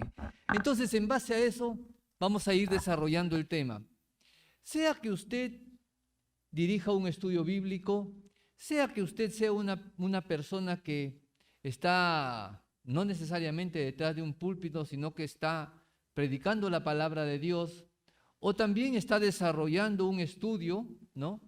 Es importante que nosotros podamos desarrollar bien un estudio, como ya lo hemos escuchado, por un lado, y por otro lado también es la comunicación que nosotros podemos tener, ¿no es cierto? La manera como yo voy a dar el mensaje que yo he escrito, he desarrollado, lo he aprendido, ¿no es cierto? Por eso ahí yo he puesto la importancia de la predicación en la iglesia cristiana. Por eso es importante que nosotros podamos comunicarnos bien, ¿no es cierto? Con las personas que tenemos al frente, que tenemos, incluso hoy día que estamos frente a una pantalla, ¿no? Y podemos ver que son 15, 20, 50, ¿cómo lo hago interactivo todo esto? Como para que por lo menos podamos tener retorno de las personas que están escuchando, ¿no es cierto? Uy, se pasó, parece. Ya. Bien. ¿Qué nos dice la palabra de Dios acerca de esto? La palabra de Dios nos dice lo siguiente. En principio, el apóstol Pablo, cuando le dice a Timoteo, le encarga algo de una manera muy puntual. Que prediques la palabra, que instes a tiempo y fuera de tiempo, que redargullas, que reprendas, que exhortes con toda paciencia. Miren que no le dice con paciencia solamente, sino con toda paciencia. Y a veces nosotros no solamente no tenemos ni paciencia, ni toda paciencia, solamente, ni paciencia tenemos, por último, ¿no es cierto? Y también la palabra doctrinal, ¿no es cierto? ¿Eso a partir de qué? De la palabra de Dios, ¿no es cierto? Entonces, y por otro lado, cuando Marcos escribe en su evangelio, dice: id por todo el mundo y predicad el evangelio a toda criatura. Y se me viene a la memoria también otros pasajes que dicen: predica a tiempo, ¿y qué más? Y fuera de tiempo. O sea, para las cosas de Dios, para hablar de Dios, no hay necesidad de ser un predicador o cosas por el estilo, sino que podamos hablar las buenas nuevas de salvación, ¿no es cierto? Bien, hablamos de varios tipos de teología. Hoy día hemos escuchado al magíster, hermano Pablo Gutiérrez, y también al ingeniero, miren, ingeniero Eduardo, ¿no? Cómo el Señor va cambiando, va transformando nuestras vidas, ¿no? Hay varios tipos de teología: la teología bíblica, la teología sistemática, la teología histórica y también la teología práctica. Cada uno de ellos con algo puntual, que nosotros nos movemos en algunos de esos ámbitos. Por ejemplo, hablamos de la teología bíblica, y yo les aseguro que esta sería la mejor teología que usted pueda practicar. La teología bíblica, donde tiene que ver la exégesis, donde tiene que ver la hermenéutica y todo lo relacionado con las ciencias bíblicas, ¿no es cierto? Tenemos la teología sistemática, que está relacionado con las doctrinas bíblicas. Asimismo tenemos la teología histórica. Este pasaje que ahora estoy estudiando, ¿cómo se entendió o cómo lo entendieron no voy a decir los patriarcas porque es mucho antes, pero cómo lo entendieron los discípulos, cómo lo entendió la patrística, cómo lo entendió la iglesia medieval, cómo lo entendieron cada uno de ellos y cómo lo entendimos, lo estamos entendiendo en este momento. Miren, ha pasado tanto tiempo y parece mentira. Yo estaba leyendo acerca de Juan 3:16 y Lutero decía lo siguiente acerca de Juan 3:16. Juan 3:16 es la Biblia en miniatura. Spurgeon, por otro lado, decía lo siguiente. Juan 3:16, en todos mis sermones que yo he hecho, siempre he colocado Juan, porque de tal manera amó Dios al mundo, y el resto nosotros lo sabemos. ¿Cómo cambia? ¿Cómo va cambiando la teología de algunos textos, de algunos pasajes? ¿No es cierto? Y después tenemos la teología práctica. La teología práctica es aquello que nosotros lo llevamos el día a día, lo que decían mis compañeros, ¿no? La solidaridad, la ayuda que nosotros podemos llevar adelante. ¿Cuándo empezaron las Biblias de estudio? ¿Cuándo empezaron la Biblia de estudio? Y esto es muy antiguo, fíjese usted, esto es pero muy antiguo. Dice que una de las primeras Biblias de estudio está acá. Sí, ese es parte del efecto. Lutero, el año 1534, y dice que en su Biblia ya tenía lo siguiente: introducción al Antiguo Testamento, introducción al Nuevo Testamento, introducción a cada uno de los libros. Tenía también, mire usted, ilustraciones. Y también tenía notas explicativas y asimismo cita de textos paralelos. Esta es una muestra. Lastimosamente no la puedo acercar más, un zoom, pero en la parte izquierda usted puede darse cuenta las diferentes ilustraciones que tiene. Y esto está relacionado con lo que se está leyendo el texto, con la lectura del texto. En los márgenes podemos darnos cuenta, los textos bíblicos, ¿no? Pueden haber algunas notas y asimismo unos textos paralelos para que le sirvan de ayuda a la persona que está leyendo la palabra de Dios. ¿Verdad? ¿Qué pasó? ¿Por qué se cambió de las Biblias de estudio a las Biblias sin notas, absolutamente sin notas? Punto número 1, dice, es para no causar controversia entre las diferentes denominaciones. Punto 2, deja que la Biblia hable por sí mismo. Hermanos, y eso debemos nosotros tratar, que la Biblia te hable, que la Biblia me hable a mí, ¿no es cierto? Y por último, la edición fue más económica, ¿no es cierto? Y se pudieron distribuir más Biblias. Vamos a ver ahora algunos tips en lo relacionado para hacer un estudio de la Biblia, para poder predicar o para poder hacer un estudio bíblico personal. Cuenta la historia, voy a contar 2 historias. La primera de ellas es que en el siglo pasado había una persona que le gustaba hacer himnos. Pero ¿quién era esta persona? Era un predicador. Y dice que no se levantaba, miren ustedes, no se levantaba de su asiento, ¿no?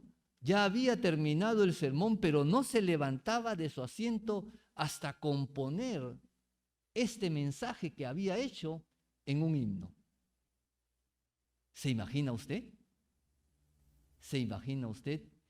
Y la segunda ilustración que yo voy a contar es acerca de algunas personas que algunos de ustedes quizás lo conocen. Y se dice que Martin Luther King nació en Atlanta un 15 de enero en el año 1929 y murió en Memphis, Tennessee, allá en el 4 de abril en el año 1968. Este personaje murió aproximadamente solo a los 39 años, pero dejó un legado tremendo. Se dice que nació con el nombre de Michael King Jr. y fue un pastor y activista estadounidense de la Iglesia Bautista, que desarrolló una labor crucial en los Estados Unidos al frente del movimiento de los derechos civiles para los afroestadounidenses. La traducción, lenguaje actual, la Reina Valera contemporánea, pero con la que usted se sienta cómoda. A veces me preguntan a mí, ¿cuál es la mejor versión? Yo siempre le he dicho, ¿cuál es la Biblia que usted entiende más? ¿Con qué versión el Señor le está hablando? ¿Qué Biblia le está tocando, le está llegando a su corazón y está tratando de cambiar de actitud? ¿No es cierto? Leer leer diferentes traducciones. ¿Qué vamos a hacer con este estudio? ¿A quién vamos a edificar? En primer lugar, que me toque a mí. ¿No es cierto? En primer lugar, que me toque a mí. Respecto al grupo, ¿qué es lo que va a hacer esto que yo estoy haciendo para poder edificar al grupo? En segundo lugar, después de adorar, está buscar. Buscar. ¿Qué es lo que yo tengo que buscar? ¿Qué es lo que yo tengo que buscar? Y ya hemos dicho, ya lo hemos mencionado con los expositores que me han antecedido en la palabra. Esta palabra buscar es muy interesante. Tenemos que aprender a buscar con un ojo de Dios, con el ojo del Espíritu Santo, para poder ver qué es lo que me está diciendo el Señor, ya sea en el texto sagrado, en la palabra de Dios, o por ahí en lo que me dice un comentario, o por ahí también en una costumbre, en una cultura. ¿Qué le decía en esa cultura este tipo de hecho? ¿No es cierto? Buscar, tratar de buscarlo, y no se quede tranquilo hasta que pueda salir una enseñanza. Me acuerdo mucho del pasaje de Jacob cuando lucha con el ángel Peniel, ¿no es cierto? Y ahí estaba insistentemente tomando al ángel y no se soltaba, no se soltaba, no se soltaba. ¿No es cierto? Ser incisivo en esa sección, ¿no? Poder buscar en las Biblias, poder buscar en lo que es las ciencias bíblicas también, ¿no? Y estamos viendo que esto de las ciencias bíblicas nos ayuda muchísimo a poder, ahora que ya comprendemos algo de numerología, ahora que ya comprendemos, que ya sabemos algo de lo que es la cultura de hace 2000, 3500, si hablamos del primer testamento, ya ve, ahora estoy hablando con testamento. Entonces podemos darnos cuenta de que esto nos puede ayudar. Y por último, comunicar. Hemos venido desarrollando el pasaje, ya lo hemos buscado, y por supuesto ahora queremos transmitir lo que tenemos en esto, en un papel, ¿no? Tenemos que revisar el material que hemos escrito. Tenemos que revisarlo varias veces. Tenemos que corregir faltas ortográficas, tenemos que corregir gramática, etcétera, etcétera. Y tenemos que agregar también por ahí una ilustración al iniciar, ¿no es cierto? Y lo que yo colocaba ahí, que también es importante, es esto, ¿no? Que nosotros podríamos tener lo que es la introducción, lo que es también la conclusión. Voy a iniciar con este pasaje. Está en Marcos 11 del 7 al 10, ¿verdad? Y es el pasaje cuando el Señor Jesucristo entra a Jerusalén, ¿no es cierto? Bien, ahí en la parte izquierda está la Reina Valera del 60 y está el texto, ¿no? ¿Alguien lo puede leer? ¿Está muy lejos? A ver, voy a leerlo, ¿ya? A ver, un segundito. Listo. Muy bien. Reina Valera del 60 dice lo siguiente. Cuando se acercaban a Jerusalén, junto a Betfagé y a Betania, frente a los montes de los olivos, Jesús envió 2 de sus discípulos y les dijo: id a la aldea que está enfrente de vosotros, y luego que entráis en ella, hallaréis un pollino atado, en el cual ningún hombre ha montado. Desatadlo y traerlo. Si alguno os dijera: ¿por qué hacéis esto?, decidle que el Señor lo necesita y que luego lo devolverá. Fueron y hallaron al pollino atado afuera a la puerta, y en el recodo del camino lo desataron. Luego de los que estaban ahí le dijeron: ¿qué hacéis desatando el pollino? Ellos entonces le dijeron le dijeron como Jesús había mandado y lo dejaron. Y trajeron el pollino a Jesús y echaron sobre él sus mantos y se sentó sobre él.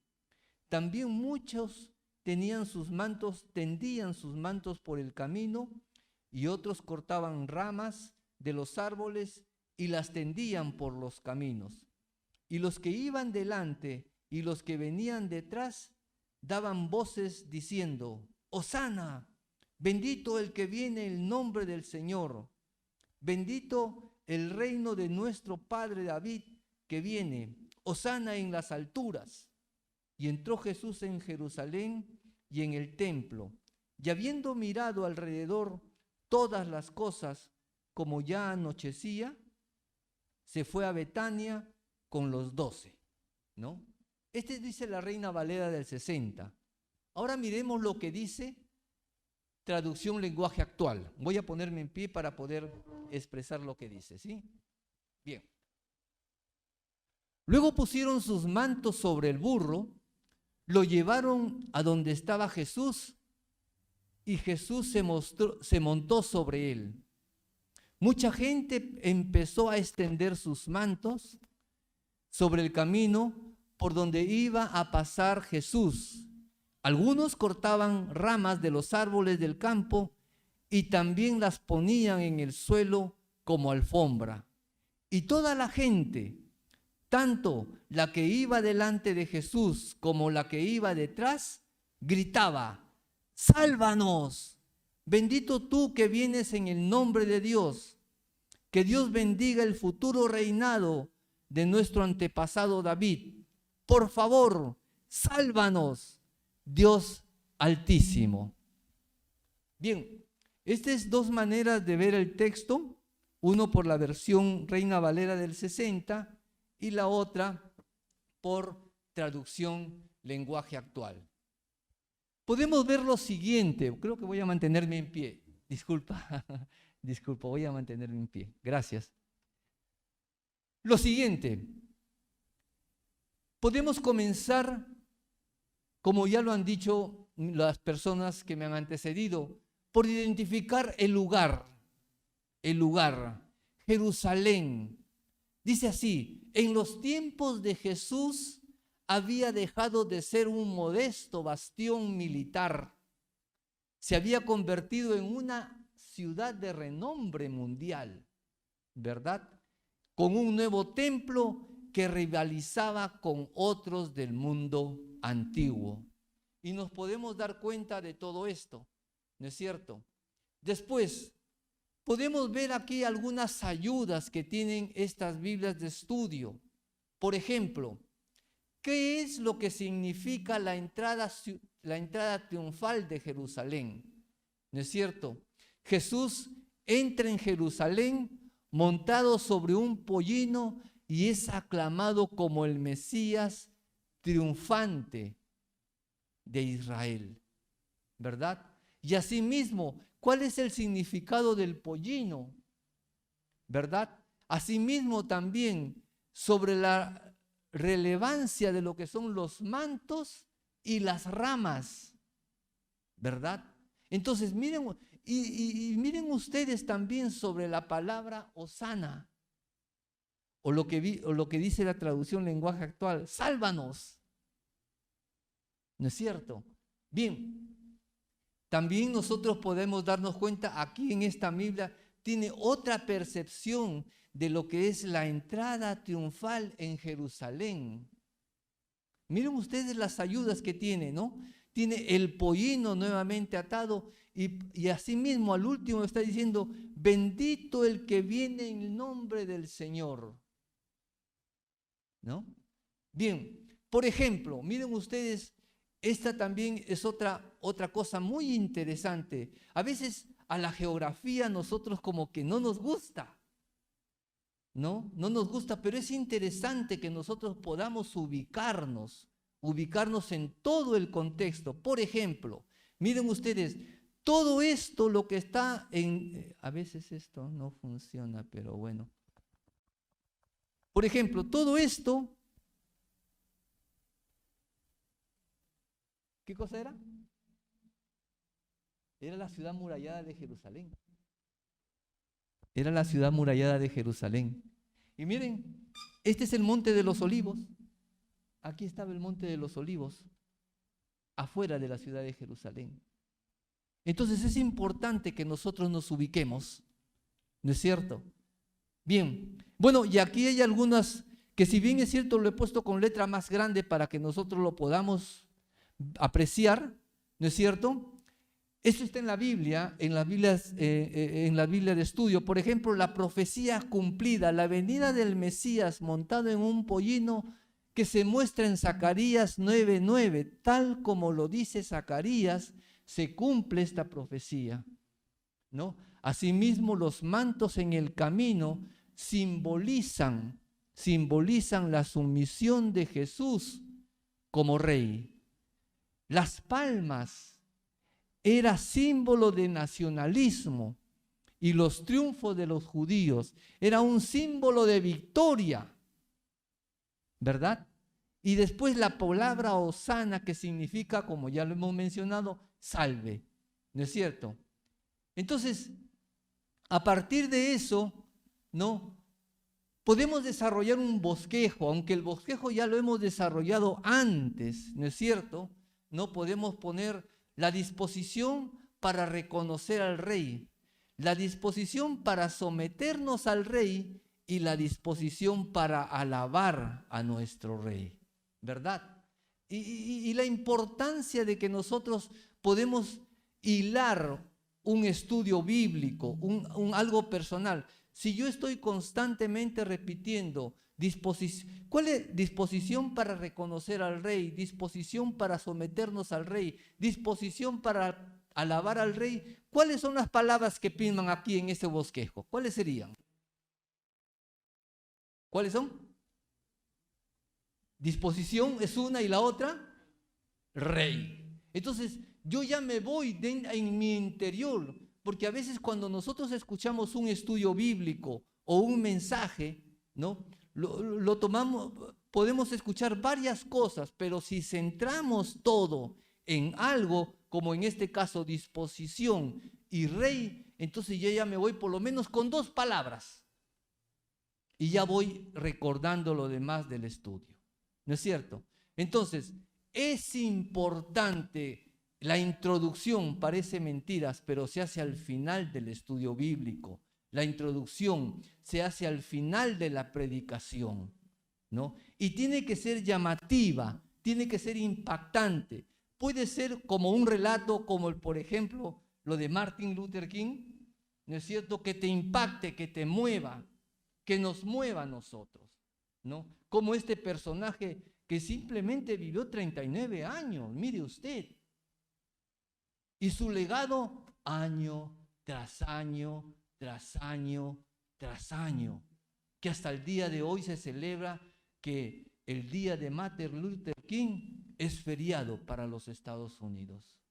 Un hombre que dejó un legado. ¿No es cierto? Entonces, esto es, que sea corto, que sea histórico o que sea incluso una experiencia que haya pasado en su vida y que le haya impactado. ¿No es cierto? Y cuando ya tenemos que preparar la conclusión, tenemos que hacer un repaso.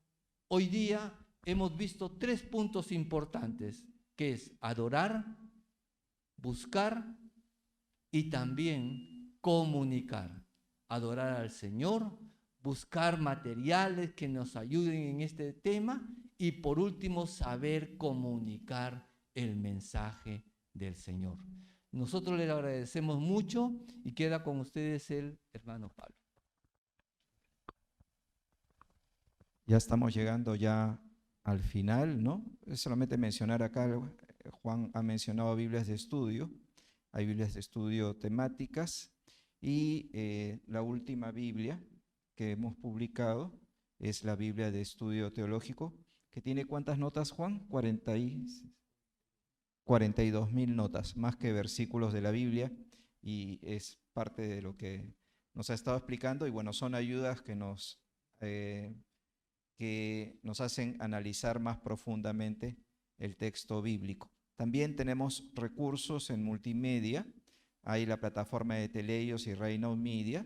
Si desean información, nos pueden solicitar, ¿no? Y un anuncio importante, que todos los viernes tenemos webinars gratuitos de ciencias bíblicas. ¿Cuántos de ustedes participan en los webinars gratuitos de ciencias bíblicas? Levanten la mano. Ya, casi todos han participado en alguna oportunidad y son hechos por expertos, especialistas, profesores de seminario.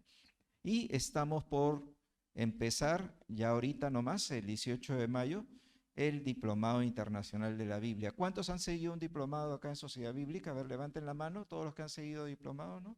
Entonces, hay varios que han seguido diplomado, la tercera parte de los que están acá. Y se va a hacer los miércoles y jueves de 7 a 9 de la noche durante 6 meses. Y este Diplomado Internacional de la Biblia lo que hace es dar las herramientas de las ciencias bíblicas, ¿no? Una introducción a la Biblia, la historia del texto del canon bíblico, la traducción de la Biblia, el análisis cultural, el análisis literario que hemos visto ahora, ¿no? Y al final termina con la contextualización. Y para que puedan conocer cómo es este diplomado, va a haber una clase modelo por Zoom el 11 de mayo. Ahí está el ID de la reunión de Zoom, o si desea nos lo solicita al final y usted puede participar y disfrutar de una clase de este diplomado. Los que hemos estudiado este diplomado, cada clase era espectacular, nos dejaba con muchas ansias de volver a escuchar la siguiente clase. Y el diplomado es sincrónico y asincrónico. Además de las clases que se dan en vivo a través del Zoom, hay una plataforma de Moodle, de e-learning, donde uno encuentra una cantidad también de recursos, lecturas. Está el video de la clase, el PPT de la clase, hay foros de discusión, están los quizzes, y es una plataforma que es un complemento para profundizar mejor la enseñanza, y si uno desea puede seguir todas esas ayudas o puede quedarse con las clases, ¿no? La calificación de los que han estudiado en el diplomado es el 99% lo calificó entre muy bueno y bueno. Entonces les animamos a ustedes a que lo puedan hacer. Y queremos terminar esta conferencia con este versículo: sécase la hierba, marchítase la flor, mas la palabra de Dios permanece para siempre, ¿no? Entonces, las generaciones pueden pasar, los años pueden pasar, pero la palabra de Dios sigue siendo vigente para nuestros tiempos. Muchas gracias.